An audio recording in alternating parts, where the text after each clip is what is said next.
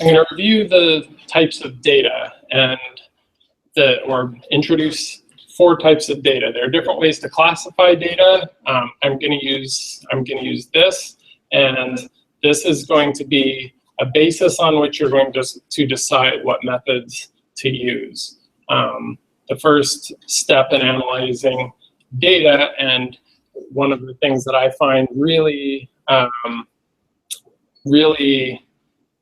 distinguishes between people who are very accustomed to analyzing data and people who are not. If you're someone who's very accustomed to analyzing data, the very first thing you want to know is what type of data do you have. And when I'm talking to another data analyst, we get through that very quickly. They'll say, you know, the dependent variable is this type, we have predictors of these types, and then immediately I have some reasonable base level understanding of the data set. So here they are, nominal, ordinal, discrete, and continuous, and I'll talk about each of those. First, nominal data, which includes binary or dichotomous, and also includes categorical data. So binary dichotomous, that just means that there are 2 possible levels, male, female, alive, dead, just things where your questionnaire or something about it means that you're only allowing for 2 levels. Now, notice I put a 0 and a 1 here. This is what happens in software when you're analyzing nominal data. It will recode them as numbers, but the reason we call it nominal data is because those numbers aren't real. They're a convenience used by software, but these are only sort of nominally numbers. They're really words, they're states of being. They're not numbers that you could use mathematics on, things that would make sense to add, subtract, do that sort of thing. And categorical is just nominal data that has more than 2 levels, such as blood types.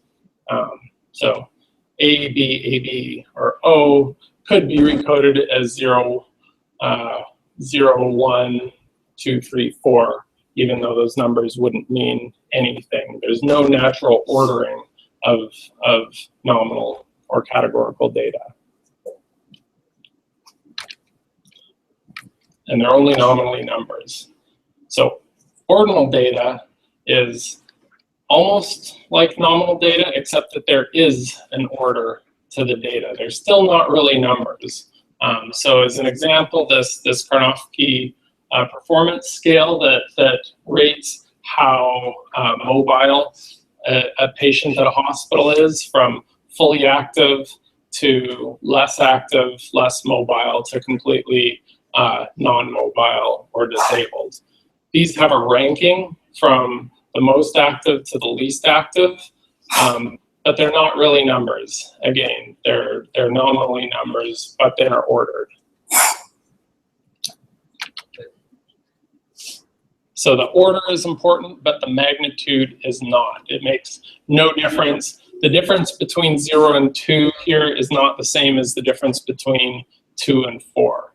So the subtraction doesn't make any sense, multiplication doesn't make any sense, only the order matters. As an example of that, another type of ordinal data would be people's rank in a running race. So you might have your first and second place finishers that are in a photo finish almost the same, and then your third runner is way, way back. So the difference between 1 and 2 is not the same as the difference between 2 and 3, but the order is there. And that would be an example of rank data if you're talking about the rank in a race, and it's one important type of ordinal data. This is not rank data. Order and finishing a race would be rank data. The top 5 causes of death in the United States. These are numbers, total numbers, and they're ranked here. So heart disease is the #1 killer, or it was in 2010. at least, and I think it still is. Number 2 being cancer, still very close. And then number 3, way back, chronic lower respiratory disease behind heart disease and cancer.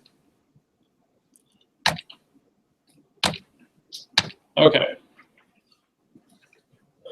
Now, discrete data is the first type of actual numeric data. These really are numbers. And what distinguishes them is that they are integer data or count data. So back in this leading causes of death, the numbers here, because they're counts, are discrete data. Now, I'm not going to belabor the differences between discrete and continuous data generally, especially in a case like this where the numbers are large. It really doesn't make any difference in this case whether it's discrete or continuous when you're talking about hundreds of thousands. If you're talking about fewer than 10, then it might make a difference whether whether it's continuous or discrete. But in general, discrete just means that only certain values are possible, like the number of people who died of heart disease. And I only show this because here it is shown as a number per 100,000. So these are adjusted death rates. It's still a discrete variable, even though in general this could be decimal. But to me, at that point, it's kind of splitting hairs whether it is discrete or continuous. The important thing is that it's a number and the rules of arithmetic apply to it. So yeah, these are standardized per 100,000. And I only point out here that there are fluctuations in these 4 and 5 positions to give that as an example of likely uncertainty and random fluctuation in the number of deaths due to these diseases. So we have stroke, lower respiratory disease, and diabetes all taking turns in those 4th and 5th positions. So if you were to think of 1 year as being a sample of all of the victims of these diseases over a large amount of time being the population, then you would have sampling variation from year to year, just due to the people who happened to be around that year and to random events.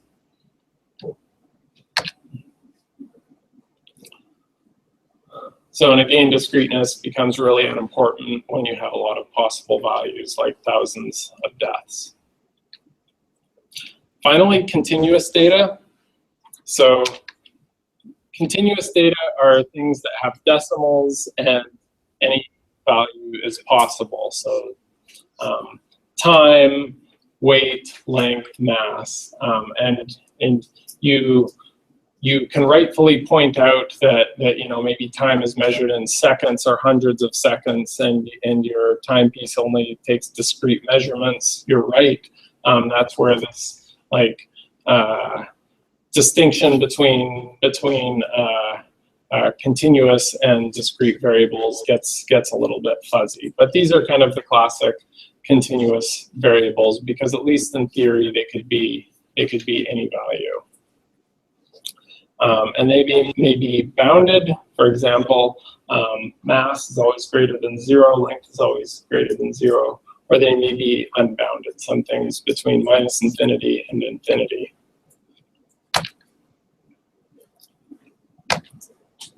So with these, both the magnitude of it matters and arithmetic applies. You can add, subtract, multiply, divide, and do